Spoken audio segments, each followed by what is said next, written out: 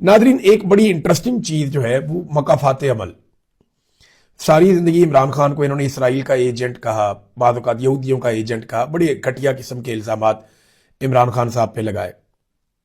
और जिन कामों की तरफ ये हमेशा करते रहे कि ये इमरान खान करना चाहता है, ये भी इमरान खान करना चाहता है, ये इसराइल को लेजिटिमेट करना चाहता है, ये फलस्तीनियों की पीठ में खंजर घोंपना चाहता है, ये फलाने का एजेंट है, बड़ी इन्होंने कहानियां सुनाई कौम को। मकाफात अमल देखे, आज वो सारे लोग उसी के अंदर फंसे हुए, और ये बाकी जिंदगी जितना भी इनका सियासी करियर है वो इसके अंदर फंसे रहेंगे, अब इसमें से नहीं निकल सकेंगे।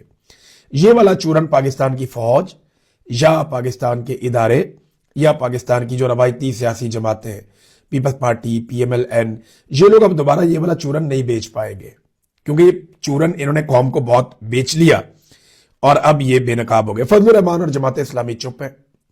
जिस वक्त ये फैसला हो रहा है तो मैंने अभी तक फजलुर रहमान का कोई स्टेटमेंट नहीं, फजलुर रहमान स्टेटमेंट देंगे, मुझे पता है जरूर देंगे, लेकिन जुबानी मुखालफत करेंगे और उसकी कीमत वसूल कर लेंगे।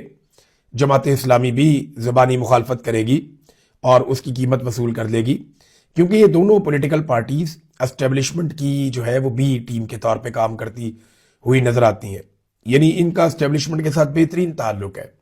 फजलुर रहमान साहब मजहब कार्ड खेलेंगे जरूर, जैसे वो हमेशा खेलते आए हैं, लेकिन वो ज्यादा जोर नहीं देंगे, क्योंकि एस्टेब्लिशमेंट के साथ बिगाड़ना उनके बस की बात नहीं है। फिलहाल तो ये लोग चुप हैं और वक्त का इंतजार कर रहे हैं। तो इमरान खान साहब को इन्होंने सारी जिंदगी ये चूरन बेचा उनके खिलाफ, और आज ये कड़वा घूंट ये लोग खुद ही पी रहे हैं, और यही है असल मकाफात अमल।